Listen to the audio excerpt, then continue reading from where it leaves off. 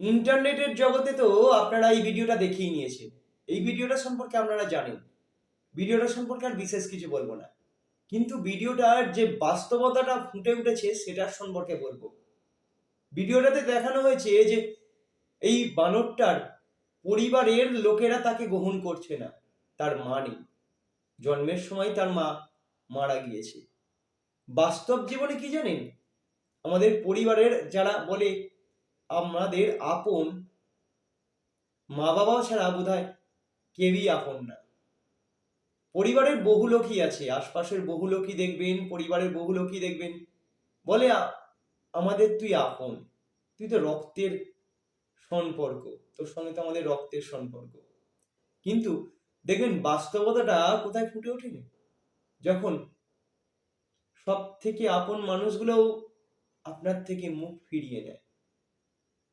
যখন সব থেকে আপন মানুষগুলো আপনার থেকে মুখ ফিরিয়ে নেয়, তখনই এর বাস্তবতাটা ফুটে ওঠে।